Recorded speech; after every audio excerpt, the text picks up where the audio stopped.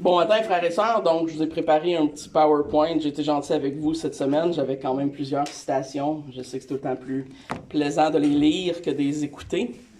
On va tourner ce matin dans Jacques. Je vous invite à tourner dans Jacques 4. On va continuer. Je vous demanderai pas de vous rappeler ce qu'on avait étudié la dernière fois, parce que c'est là quelques mois déjà. J'ai repris Luc la dernière fois. Là, je reprends Jacques. Mais on avait terminé le chapitre 3 de Jacques, qui termine avec une préparation, si on pourrait dire, pour ce qui vient dans le chapitre 4. Certains voient une séparation de thèmes entre les deux chapitres. Je crois qu'il y a plutôt une continuité ou un aiguisement, un focus de la part de Jacques du processus de pensée, du thème. On a regardé la discussion sur la sagesse. Qu'est-ce que la sagesse mondaine? Qu'est-ce que la sagesse qui vient d'en haut, c'est-à-dire celle de Dieu? Et on a regardé un peu cette introduction, si on pourrait dire, dans la fin de Jacques 3, à ce thème de la sagesse. Maintenant, Jacques va un peu rétrécir sa pensée et va nous faire une sorte de réprimande ou d'exhortation, qu'on pourrait plutôt appeler cela, concernant les conflits, les querelles que les chrétiens peuvent avoir. À la fois les conflits internes, mais aussi les conflits externes. Donc, il y a un changement de focus, comme je le disais. On passe des fruits de la sagesse à des conflits internes et externes qui sont générés par quoi? Conséquemment, par un manque de sagesse. Donc, Jacques presse les points un peu plus spécifiquement, un peu comme quand on met quelque chose dans un étau ou dans un entonnoir, une autre image. Donc, cette section de Jacques, évidemment, on pourrait argumenter que tout le livre de Jacques est très pragmatique et très pratique, évidemment, mais cette section de Jacques est très pratique et très utile pour à la fois le bon fonctionnement de nos vies en tant que chrétiens, mais aussi le bon fonctionnement de nos églises locales. Donc, faisons la lecture de Jacques 4, versets 1 à 10. D'où viennent les luttes ou d'où viennent les querelles parmi vous? N'est-ce pas de vos passions qui combattent dans vos membres? Vous convoitez et vous ne possédez pas. Vous êtes meurtriers et envieux, et vous ne pouvez pas obtenir. Vous avez des querelles et des luttes, et vous ne possédez pas parce que vous demandez pas. Vous demandez et vous ne recevez pas parce que vous demandez mal, dans le but de satisfaire vos passions. Adultères que vous êtes, ne savez-vous pas que l'amour du monde est inimitié contre Dieu? Celui donc qui veut être ami du monde se rend ennemi de Dieu.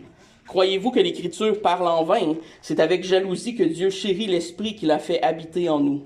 Il accorde au contraire une grâce plus excellente, et c'est pourquoi l'Écriture dit « Dieu résiste aux orgueilleux, mais il fait grâce aux humbles ». Soumettez-vous donc à Dieu, résistez au diable, et il fuira loin de vous. Approchez-vous de Dieu, et il s'approchera de vous. Nettoyez vos mains, pécheurs, purifiez vos cœurs, hommes irrésolus.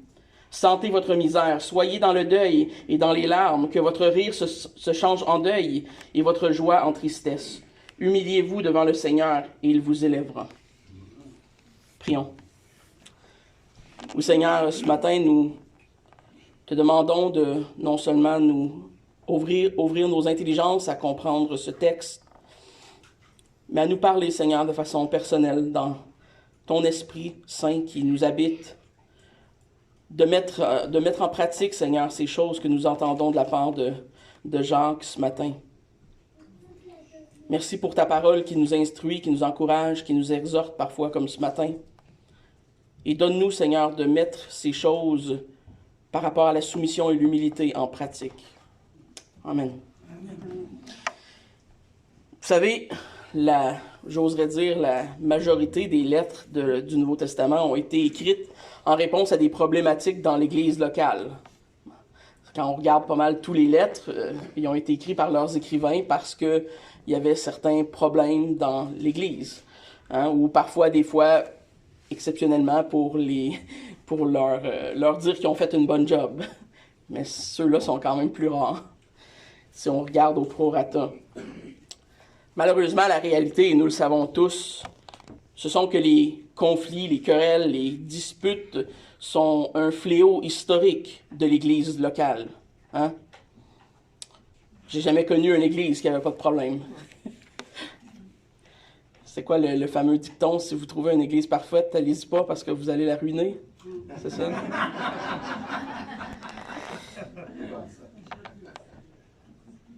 Tu peux changer la slide pour la prochaine? Je vais essayer d'y penser.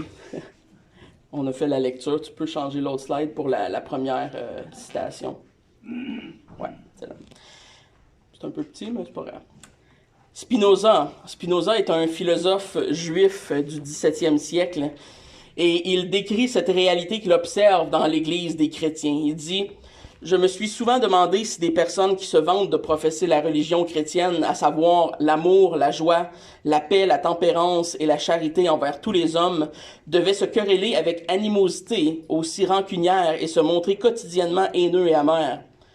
Que c'est là plutôt les vertus qu'ils professent, le critère le plus prompt de leur foi. » Ouch, hein? Spinoza observe que les chrétiens, plutôt que de faire ce qu'ils disent faire, mais qu'ils ne font pas en réalité, sont hargneux, rancuniers, quotidiennement haineux, les uns envers les autres. Pas exactement le témoignage spick and span. Bien souvent, la réalité, ce sont que les rouages de l'Église sont gangrénés par ce type de problème et ce type de conflit à l'intérieur même de l'Église. On pourrait argumenter, évidemment, qu'on n'est pas parfait. Hein? C'est vrai, on n'est pas parfait. Mais la réalité, c'est que notre témoignage en tant qu'Église et en tant que chrétien est grandement affecté par ce type de querelle ou, pour continuer le thème de Jacques, par ce manque de sagesse qui nous habite souvent dans ces querelles et ces disputes. Évidemment, le message de ce matin, détrompez-vous, ne serait pas un avertissement contre des combats qui sont justifiés. Hein? Il y a certaines, qu'on pourrait appeler des querelles, mais qui sont des combats qui doivent être livrés au nom de l'amour, de la vérité. Mais même dans ces combats, qui sont des combats légitimes pour la foi chrétienne et pour la doctrine juste et équitable, on doit appliquer des principes de la foi chrétienne, l'amour, la paix, la tempérance. Même dans ces combats, on doit agir comme des chrétiens. Je veux dire, Dieu nous demande d'aimer nos ennemis. Vous savez, ce type de querelle ou ces combats internes pourraient être représentés par une métaphore de mon ancienne vie comme mécanicien. Vous savez, de la rouille, ça s'en va partout. Un coup que tu as un spot de rouille sur un char, c'est comme la gangrène, vraiment. Ça s'étend partout. Et le seul moyen de l'enlever, c'est de la couper puis de remettre un morceau de métal sain. Ben, les conflits à l'interne, dans nos âmes et dans l'Église, ça ressemble pas mal à ça.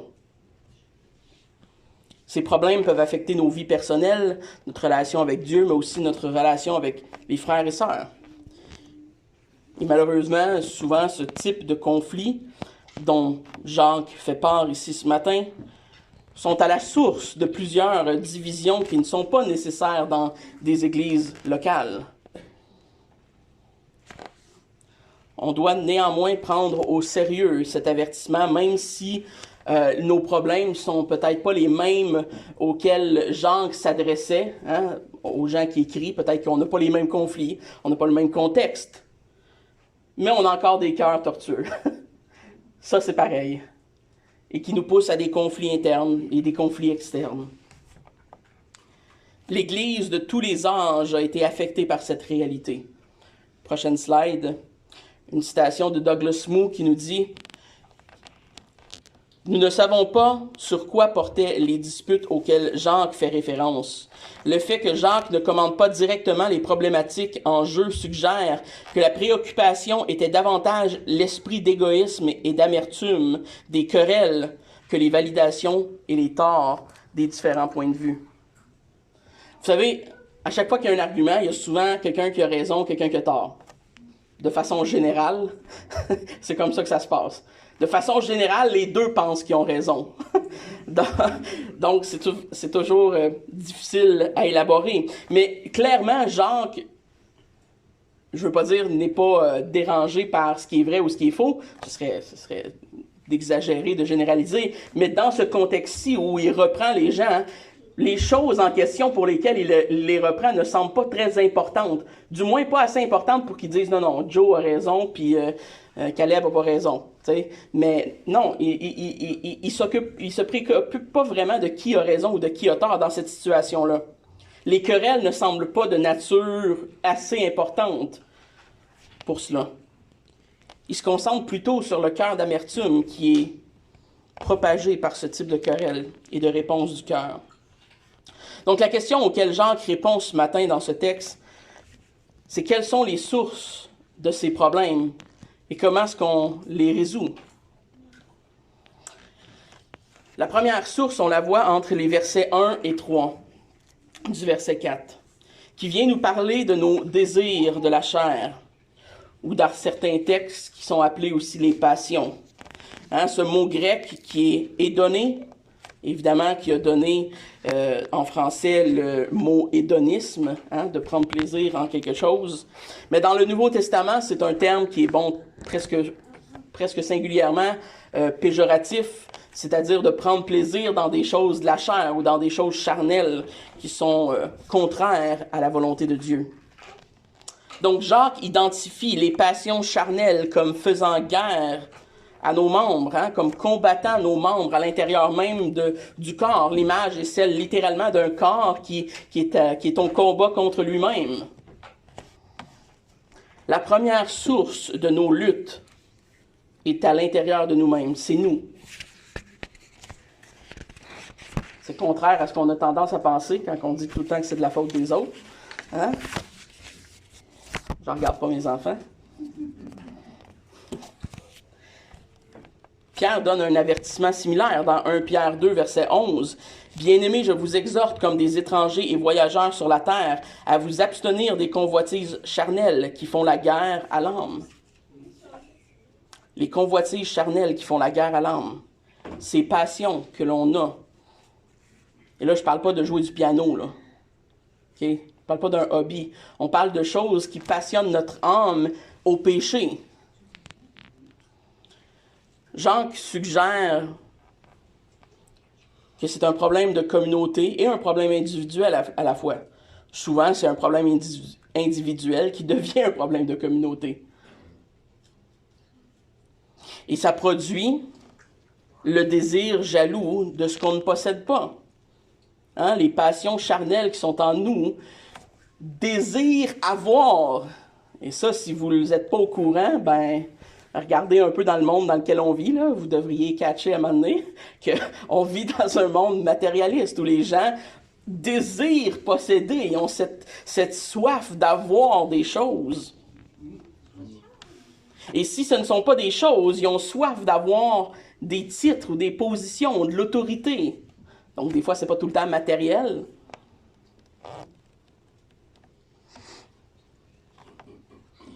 Jacques nous dit qu'on veut des choses, mais qu'on ne les a pas. Donc, qu'est-ce que l'on fait, selon Jacques?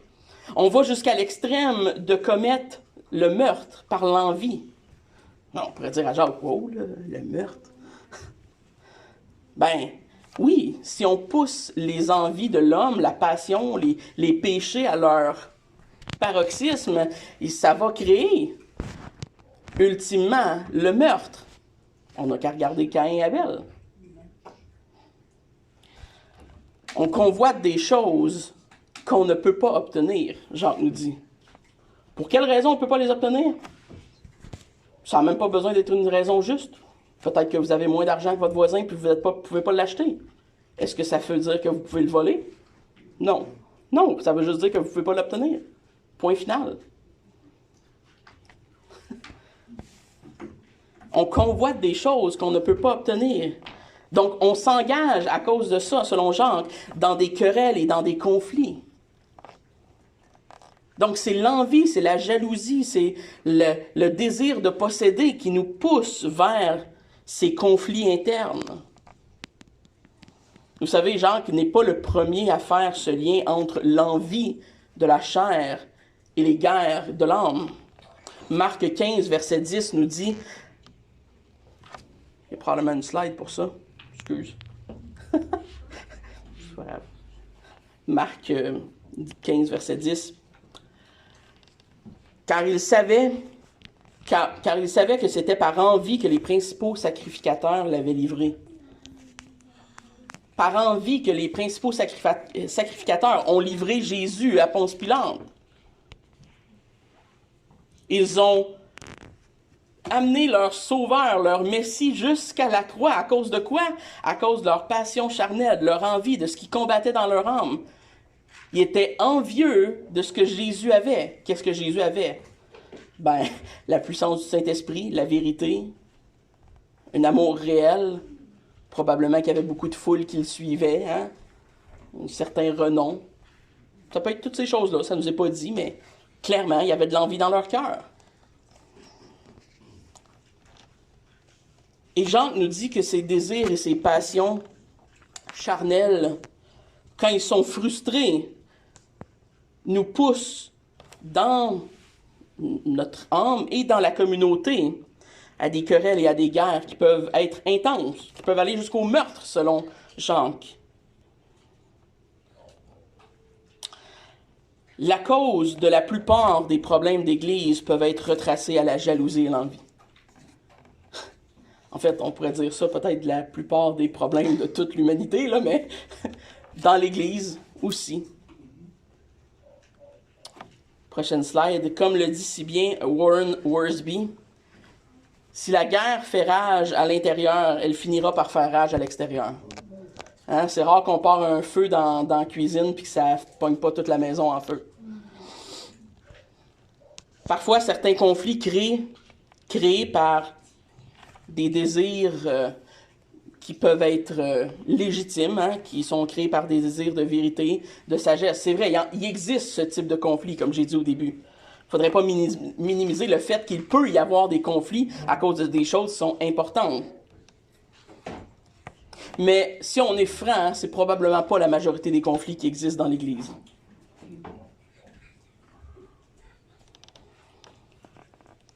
Que ce soit par désir de possession, d'avoir ce que les autres ont, ou par désir de posséder les titres ou les positions des autres. La chair et les passions humaines provoquent ces querelles, provoquent ces guerres en nous, dans nos membres. Hein, l'image, comme je l'ai dit au début, est celle de nos membres intérieurs de notre corps qui se combattent l'un et l'autre, qui nous imagent une division, un déchirement interne.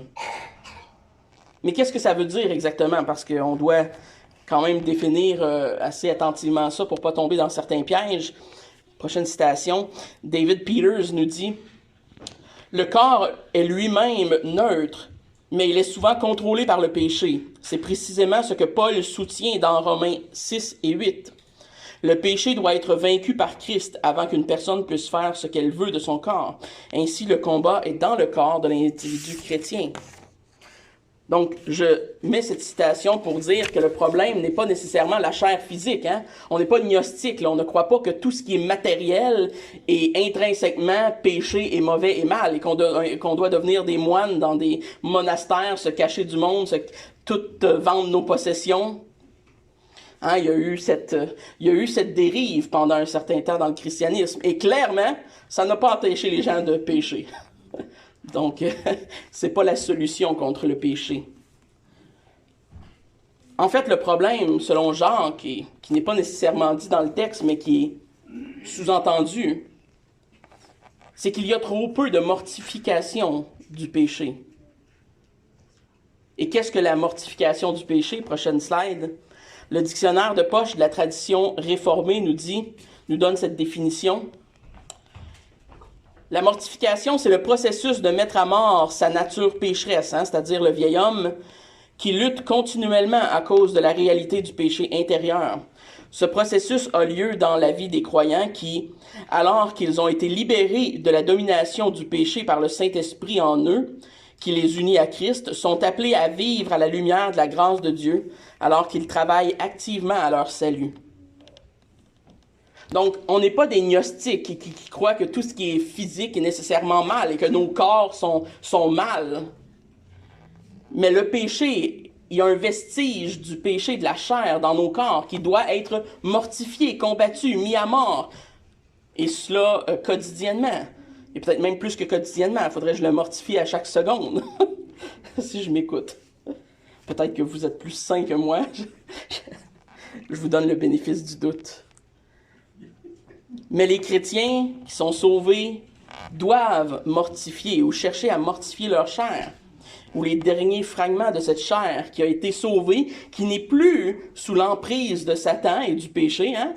On a été libérés dans ce sens, mais qui vit encore avec des vestiges qui sont là et qui se heurtent à notre désir de servir Dieu, de plaire à Dieu.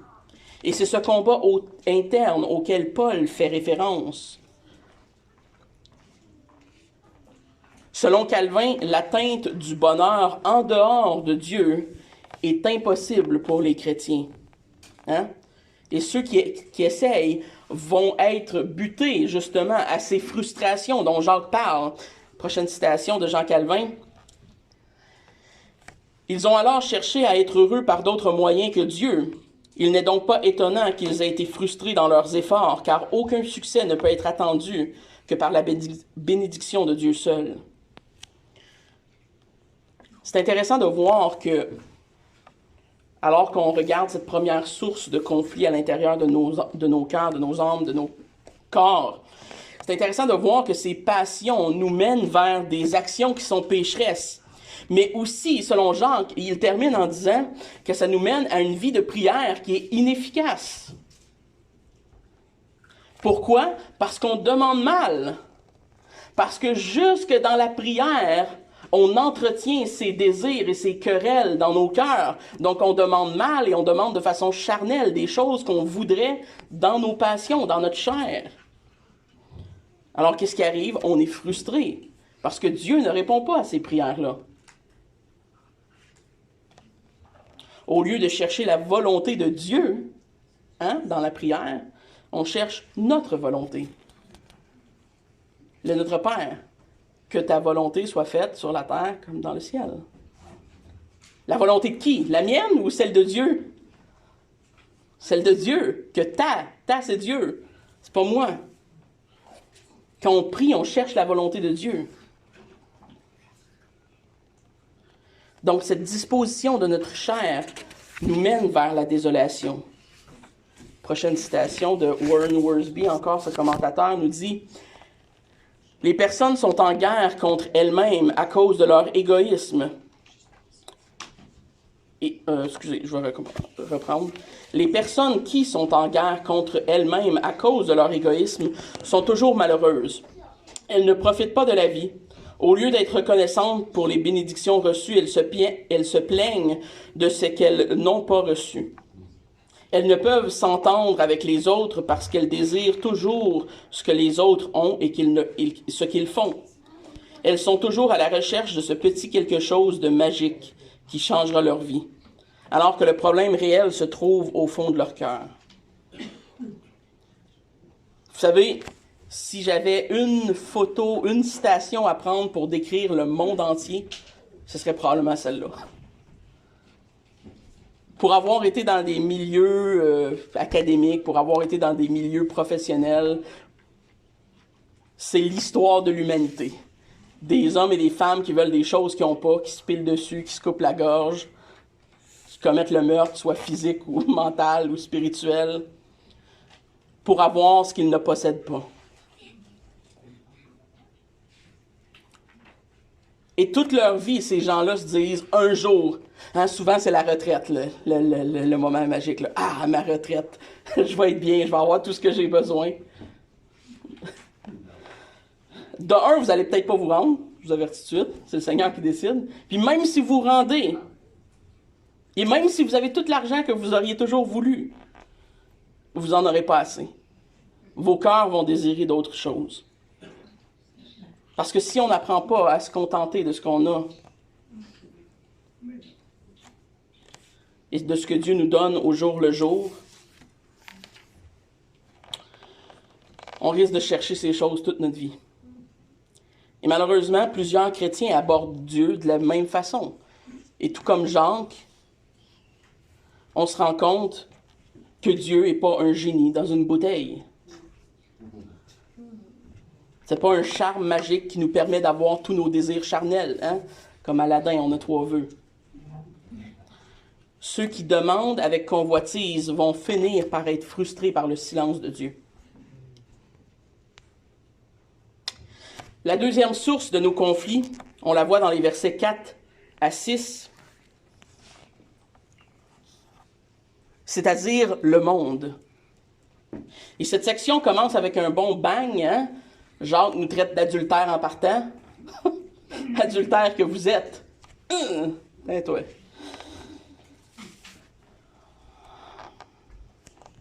Quand Jacques utilise le mot monde, il faut savoir qu'il ne parle pas évidemment de l'ordre créationnel, il parle plutôt du système de valeurs humaines, hein, qui fait abstraction de Dieu. Le monde dans le sens de les valeurs du monde. On retrouve dans les prochains versets le cœur de la lettre de Jacques. Vous savez, la lettre de Jacques est souvent considérée comme une lettre un peu dure, mais combien nécessaire pour nous en tant que chrétiens. Il y a ici un langage de la part de Jacques qui nous traite d'adultère, qui nous dit que ces choses sont inimitié contre Dieu, ennemis de Dieu. Tout ce langage pointe vers le rejet de ceux qui agissent ainsi. Pourquoi? Parce que d'autres textes du Nouveau Testament nous le disent, qu'on ne peut servir deux maîtres. Ceux qui cherchent le monde et qui ont soif du monde et qui vivent comme le monde et qui font comme le monde sont du monde. Et ils sont quoi? Ils sont ennemis de Dieu.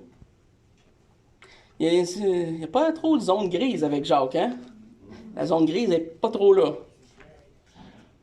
L'amour du monde est contraire, elle est inimitié contre Dieu. Elle est ennemie de Dieu. Jacques ne parle pas d'un chrétien faible. Hein? Jacques ne parle pas de ce qu'on entend des fois dans les milieux... En tout cas, j'ai déjà entendu ça quand j'étais plus jeune. Des chrétiens charnels. Je ne sais pas c'est quoi, je ne sais toujours pas à ce jour c'est quoi des chrétiens charnels. En fait, j'en ai venu à la conclusion en lisant ma Bible que ça n'existait pas. Il n'y a pas de chrétiens charnels. Il y a des gens qui aiment le monde, qui sont ennemis de Dieu, et il y a des chrétiens. Des chrétiens qui combattent avec le péché, oui, là, mais pas des chrétiens charnels. Ça n'existe pas, ça. C'est pas une catégorie qui existe. Jean nous avertit que la parole de Dieu ne parle pas en vain. Quand elle avertit véritablement. Alors ce matin, on devrait tous, parce que cette lettre s'adresse à des chrétiens, on devait tous écouter ce que Jacques nous dit et de prendre garde et de porter attention. Prochaine citation de Douglas Moo qui comprend le verset 5 ainsi. Le verset 5, il explique pourquoi le flirt avec le monde est une affaire si sérieuse en évoquant la jalousie du Seigneur qui exige une allégeance totale, sans réserve et sans faille de la part des personnes avec lesquelles il s'est joint. Christ s'est joint à ses enfants et il est jaloux de ce qu'il nous donne. Une bonne jalousie. Dieu a un droit acquis sur ses enfants en vertu de son œuvre dans nos vies. Et l'avertissement de Jacques est clair dans ce texte, dans cette portion. Si vous dites être chrétien, mais que vous aimez le monde et ses valeurs, vous n'êtes pas de Dieu.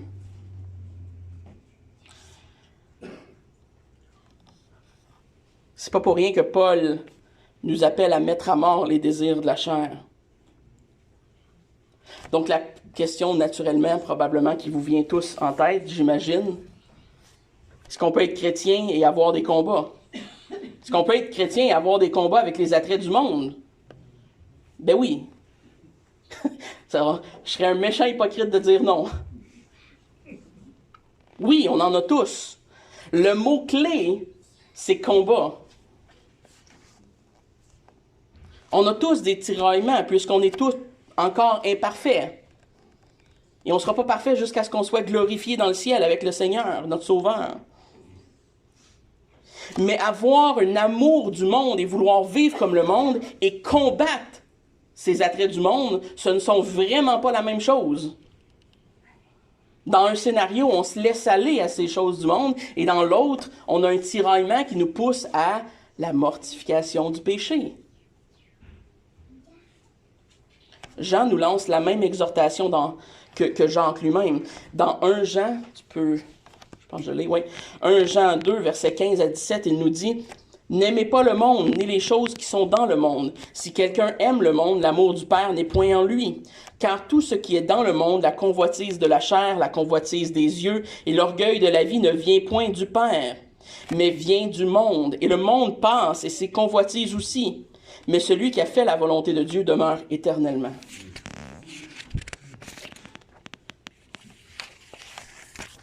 Un chrétien ne peut vivre pour le monde et pour son approbation. Et vous savez bien que quand on fait des messages comme ça, des fois la barre peut sembler haute, même peut-être parfois inatteignable quand on entend des versets comme ça. Le verset 6 nous rappelle que Dieu s'occupe de nous. Il accorde au contraire une grâce plus excellente. Comme Augustin le disait, c'est la prochaine citation, Dieu accorde ce qu'il demande. Jacques cite ici le Proverbe 3, verset 34, en disant que Dieu résiste aux orgueilleux, mais fait grâce aux humbles. Alors la question à se poser, c'est qui sont ces humbles? Jacques nous dit que Dieu accorde une grâce excellente à ceux qui quoi? Qui reconnaissent leurs besoins, qui reconnaissent leurs faiblesses, leurs combats. Pourquoi? Ben parce que c'est assez simple. Les orgueilleux ne pensent pas avoir besoin de Dieu. Hein? Ils peuvent s'en sortir eux-mêmes. Ils sont assez bons, ils sont assez beaux. Mais ceux qui sont humbles, ceux qui sont faibles et qui savent qu'ils sont faibles, ont besoin de la grâce de Dieu qui est excellente. Le commentateur Plummer dit ceci. Ceux qui persistent à se lier d'amitié avec le monde, à rechercher ses avantages en adoptant ses normes, en acceptant sa louange, Dieu résiste.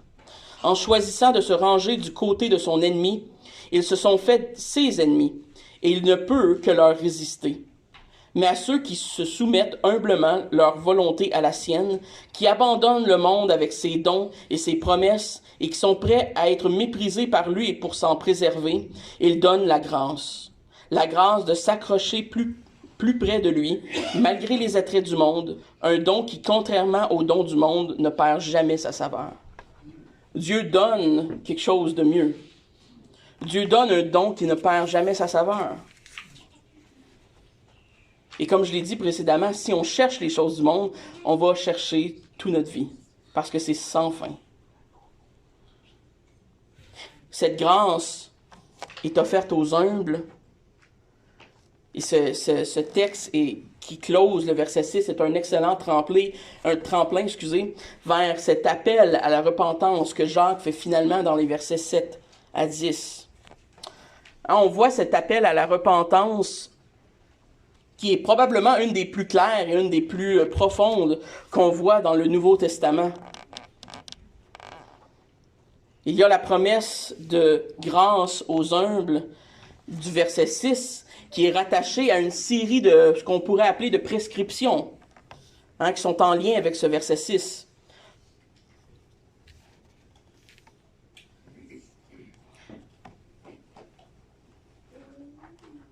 Qui sont les humbles? Ben, les humbles sont ceux qui se soumettent à Dieu. Et là, Jacques va faire une série de 4 prescriptions pour décrire c'est quoi ceux qui se soumettent à Dieu.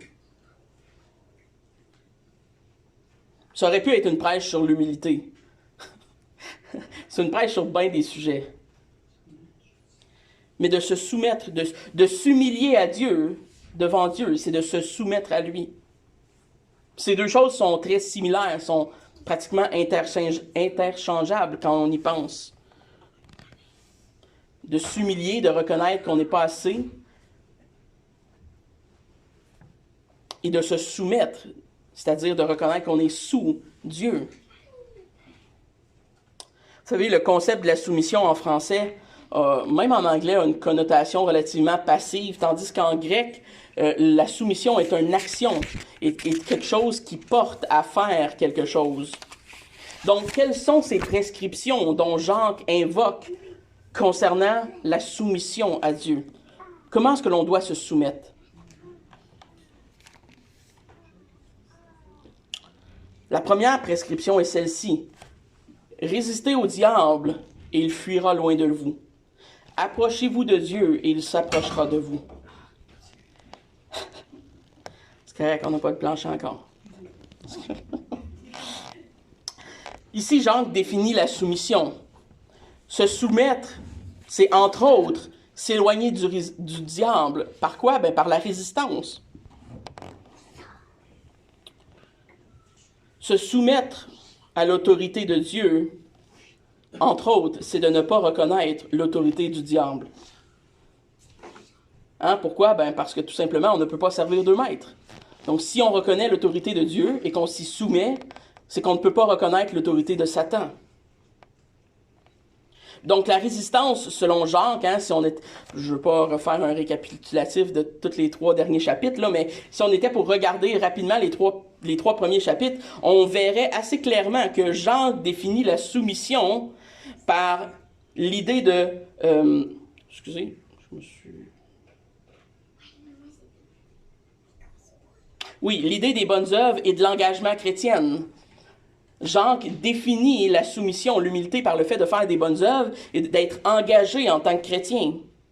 Et donc, on voit une prescription négative, c'est-à-dire résister à Satan, et on voit un résultat positif, c'est-à-dire il va fuir loin de nous. C'est une forme de promesse.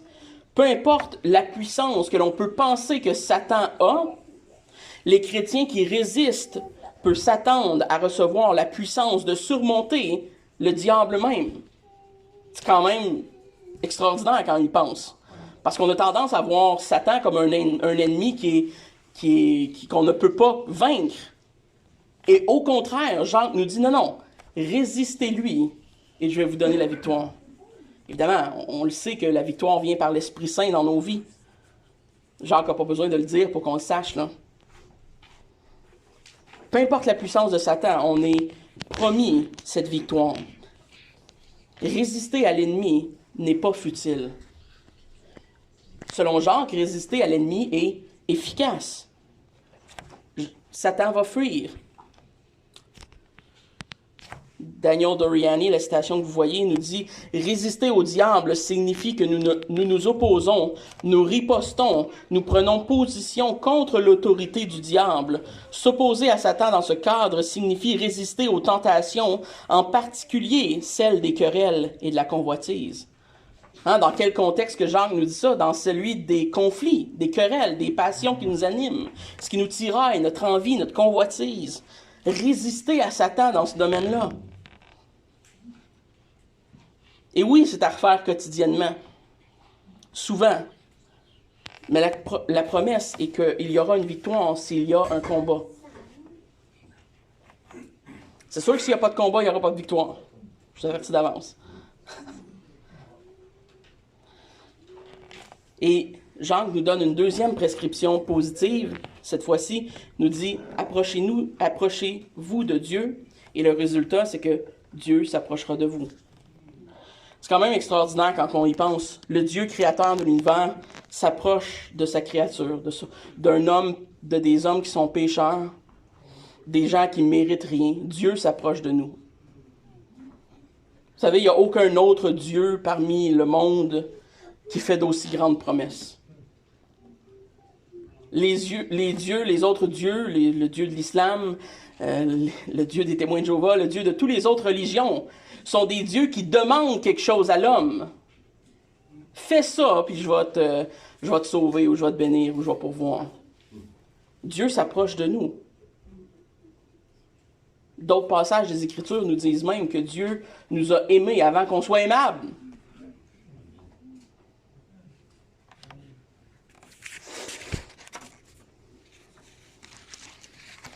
Il y a ici, la prochaine citation, une précision importante quand même dans ce contexte, pour ne pas avoir de mauvaise théologie quand même. Douglas Moo précise ceci. La promesse que Dieu s'approchera de ceux qui s'approchent de lui ne s'applique pas, bien sûr, au salut des incroyants, mais à la restauration de la communauté chrétienne. C'est important ici de comprendre que Jean parle des chrétiens, là. Il ne parle pas des inconvertis. Il ne faudrait pas confondre ici cela avec un appel au salut qui est fait à des non-croyants. Dieu n'est pas en train de dire « croyez bien fort, puis Dieu va vous sauver ». Ce n'est pas du tout le message qui est envoyé par ce texte. Jean parle à des chrétiens. Les chrétiens peuvent avoir la certitude que Dieu n'est pas indifférent à eux. Que Dieu porte attention, que Dieu prête oreille à sa créature. La deuxième prescription, je vais aller un petit peu plus vite, je commence à manquer de temps, qui nous dit « Nettoyez vos mains, pécheurs, purifiez vos cœurs, hommes irrésolus. » Deuxième prescription par rapport à la soumission qu'on doit à Dieu. Jacques sonne l'alarme face à ses lecteurs, évidemment, ses premiers lecteurs, qu'il reconnaît lui-même comme des chrétiens, mais qui semblent avoir besoin de repentance concernant des conflits qu'ils doivent vivre dans leur assemblée. Ou peut-être des chrétiens individuellement, puis ça déborde dans l'assemblée. On va le voir un peu plus avec les prochains versets dans Jacques que je vais enseigner. Mais c'est un appel qui est courante dans l'Ancien Testament, cette forme qui est utilisée, « Nettoyez vos mains, pécheurs, purifiez vos cœurs, hommes irrésolus ». Nettoyer les mains, évidemment, c'est un signe externe, hein? C'est quelque chose qui purifie notre attitude, nos actions, ce qui est extérieur. Et purifier nos cœurs, c'est interne, c'est de ne pas avoir un cœur dupe, de ne pas avoir un cœur qui est teinté par le péché. Donc, laver nos mains, laver notre cœur, c'est une imagerie de nos actions et de notre disposition, de notre âme. Action et disposition. Le psaume 24, versets 3 à 4, emploie ce même type de langage, comme on le voit, qui nous dit « Qui pourra monter à la montagne de l'Éternel? Qui s'élèvera jusqu'à son lieu saint?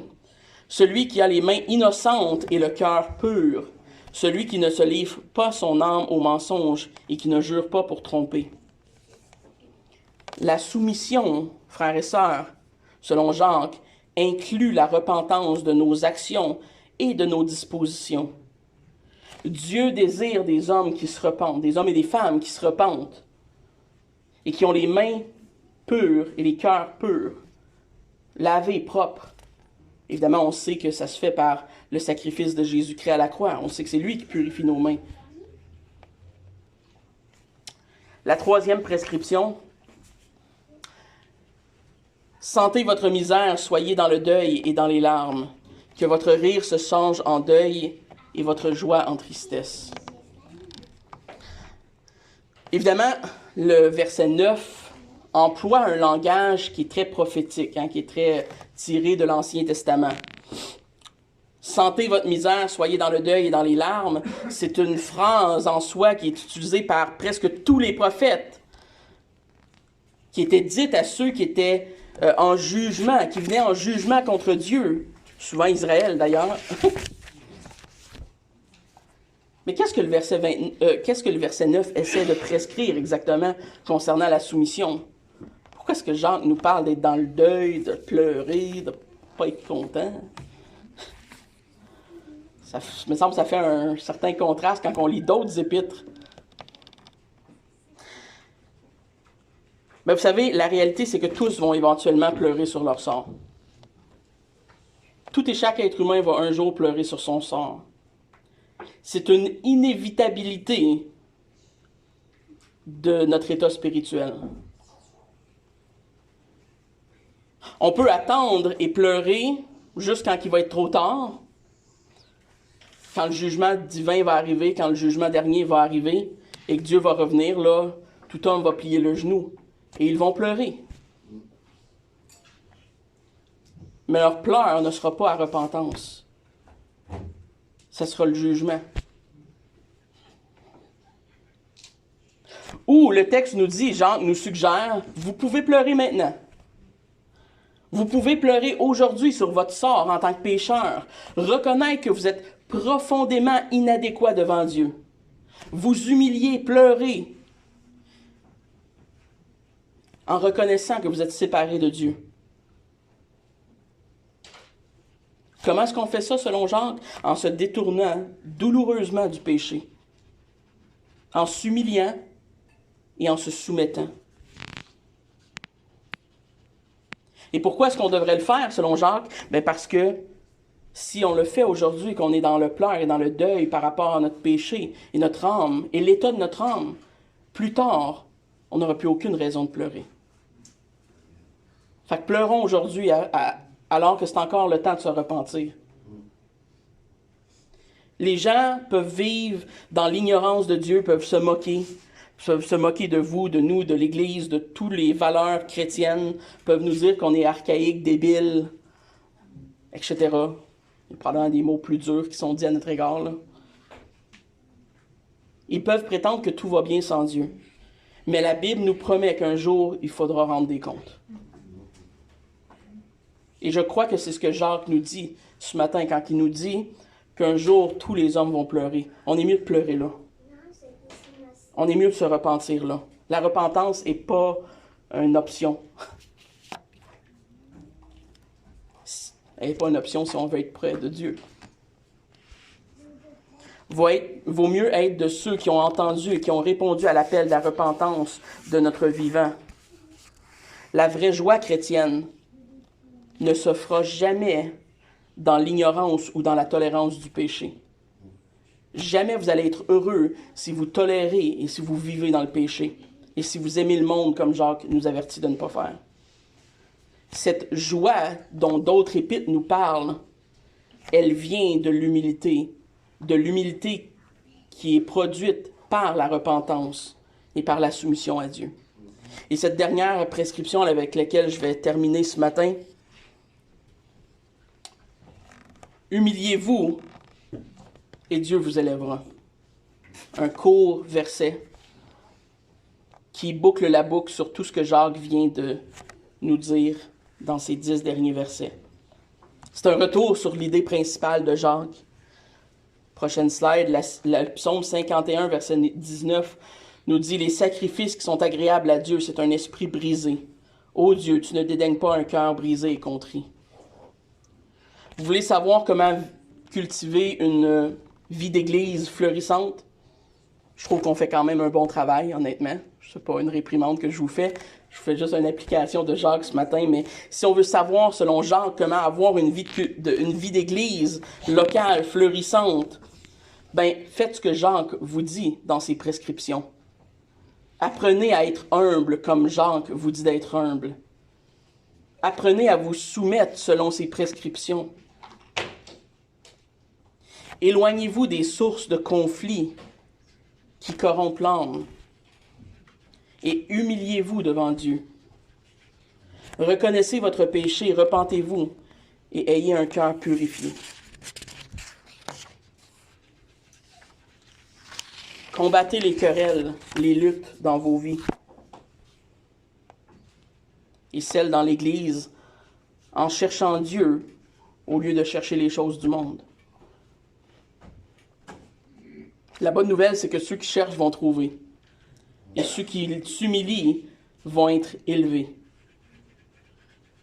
Évidemment, il ne faut pas s'humilier dans le but d'être élevé. C'est juste une promesse. L'humilité est la clé de la soumission à Dieu. C'est l'ingrédient principal d'une Église en santé, mais aussi d'une vie personnelle en santé. Je conclus avec cette belle citation ce matin de Jean Calvin. « Nous imitons et envions parce que nous désirons être éminents. C'est une manière tout à fait déraisonnable, car c'est l'œuvre distinctive de Dieu d'élever les humbles, et en particulier ceux qui s'humilient volontairement.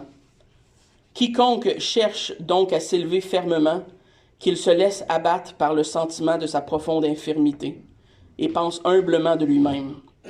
Augustin observe bien quelque part comme un arbre doit s'enraciner profondément vers le bas, afin qu'il puisse pousser vers le haut. Ainsi, quiconque n'a pas son âme fixée profondément dans l'humilité s'élèvera à sa propre perte. » Prions. Merci Seigneur pour ce temps que tu nous donnes dans ta parole, dans sa sainte parole. Merci parce qu'elle nous encourage, elle nous exhorte, elle nous reprend. Nous voulons prier, Seigneur, de nous donner cette humilité, cette soumission à ta volonté, à toi, Seigneur. Que ta volonté soit faite dans nos vies, autant dans ma vie à moi personnellement que dans la vie de notre Église ici à Actonville.